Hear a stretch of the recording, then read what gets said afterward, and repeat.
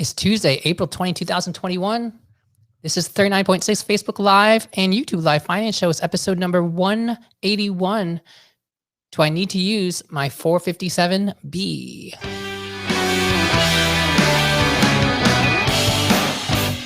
39.6 Facebook YouTube Live Finance Show, the show that teaches high earners like yourselves how to make your money work for you so you don't have to work for your money. We talk general investing, taxes, real estate, syndications, Airbnb, paying for college, paying for childcare, and even the car you drive. Today we take an anonymous question from a Facebook group. My husband and I are both physicians in our mid-30s. We recently made the decision to start working with a financial advisor, a fiduciary fee-based advisor who specializes in physicians, to make sure we were on track with the decisions that we are making. I have access to a 457 through my job, which is at a large established academic institution, and I'm currently not taking advantage of it. My husband wants/thinks we should take advantage of the 457 as well as open an additional brokerage account. However, when we presented our retirement goals to the advisor, he or she said we can achieve these goals just by maxing out the respective 401s, assuming an 8% return on investment, and did not think the 457 or a brokerage account were necessary. This was definitely unexpected. Should we be looking for a new advisor? Okay, so first of all, if you really have a fiduciary fee-only financial advisor, most physicians would probably benefit from one over the long haul. Okay, but to address more directly your question about a 457B. So you're at a large academic institution, and most large academic institutions have significant retirement plan options. Often they'll have a 403B. You mentioned a 401, so that could be a pension plan at that institution, as opposed to a 403B, which is kind of more like a 401k. And they often have a 457B as well. You say it's a large academic institution. I'm not certain, but I'm going to think that this is a governmental 457B. I'm not sure if it is, but let's pretend that it is a governmental 457B. Then those are super safe. A non-governmental 457B, when you leave that company, you often have to take all that money out and pay tax on it. If you take it out, they often may require you to, or over a certain period of time. There's a lot of different stipulations with non-governmental 457Bs, and they can also potentially have that money taken away from you due to creditors. Okay, that's not an issue with a non-governmental 457B. But let's go back to this 401 issue. We don't know how much you make. We don't know how much your spouse makes. It sounds like your spouse is not at the same place because you said that you have access to this 457B. But if you're at an academic institution and they have a pension plan, if you are using that pension plan, those pension plans are often designed to replace a certain amount of your income if you work there for a certain amount of time. You often get like certain amounts of credit for every single year you continue working there. And based on the number of credits you have, then that will help decide how much money you get in retirement. For example, let's pretend that each year you work there full time gives you a point. And after 5 years, then you get vested into the pension, where if you leave before 5 years, you might not get any of the money. But if you stay there for more than 5 years, then you will have accumulated at least 5 points. And let's say each point is going to be worth 3% of your income.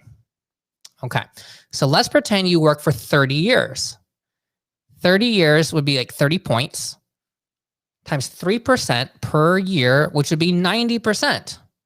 So that pension potentially could be 90% times some number that they decide. And they often will base it based on the income you earned for a certain portion of the time you were working.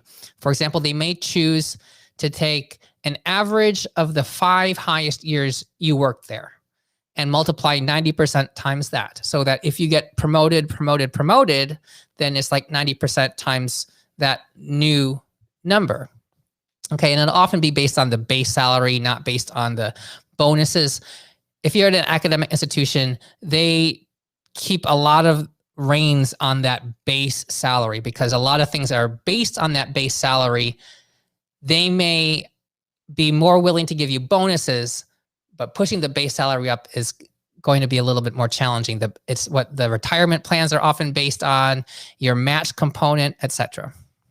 Okay, so let's pretend that you have a pension plan like a 401a, and it's designed as a defined benefit plan with a true defined benefit, such that after you work there for 30 years, they would give you 90% of your salary when you retire.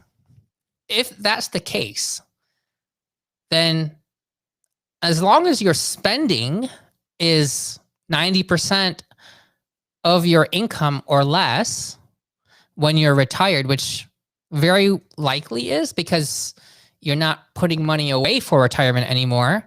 And that was already probably like 10% of your income anyhow, effectively. So yeah, you should be fine. You shouldn't need any other accounts because you literally have a true defined benefit.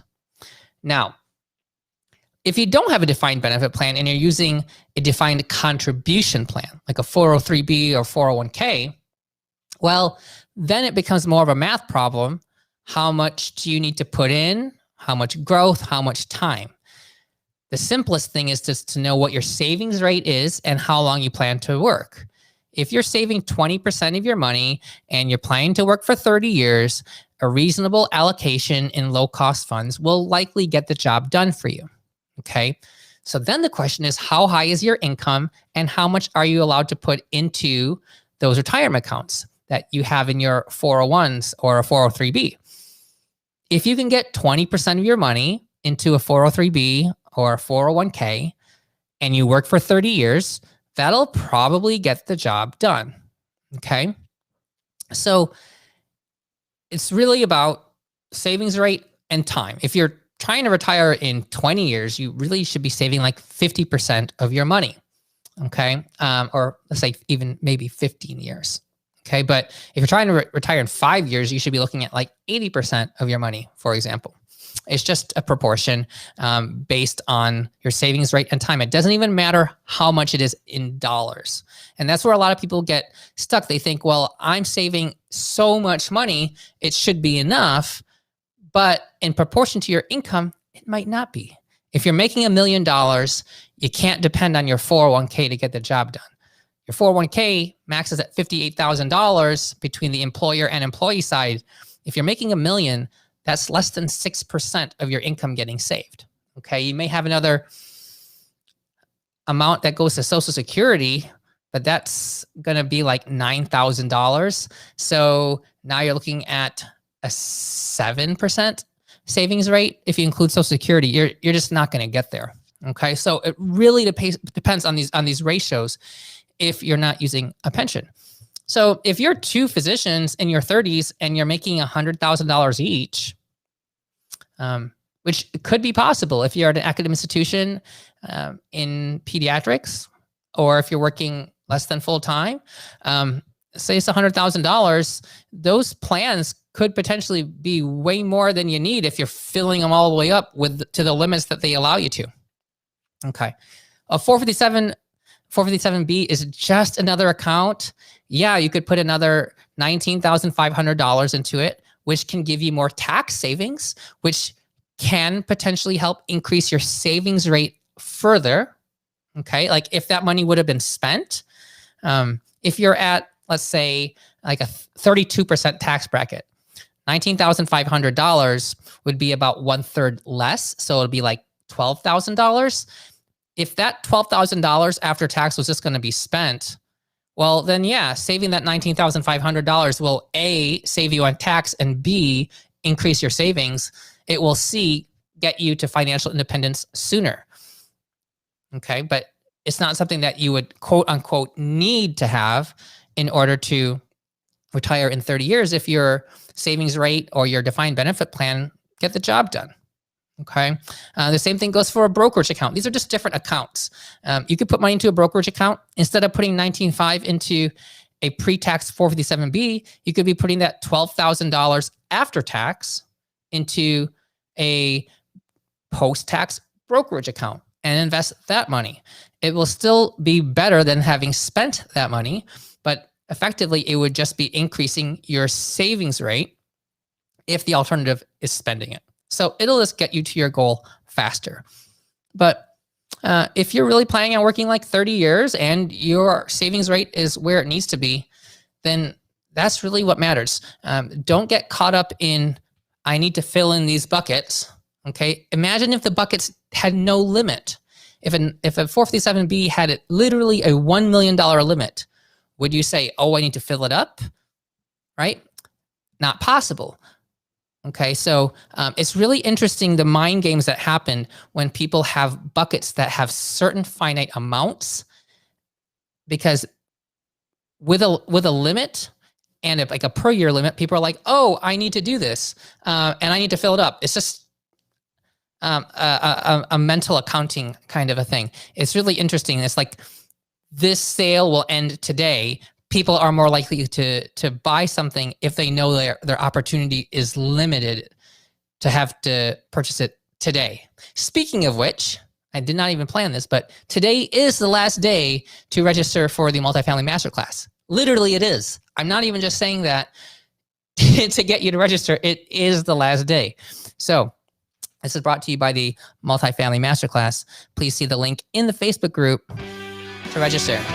Nothing here is tax advice. Nothing here is financial advice. This is just me talking, hopefully for your entertainment. Definitely is for me, at least for like 10 minutes, 12 minutes today. Until tomorrow or the next day or the day after. This is episode number 181. Do I need to use my 457B? Have a good one.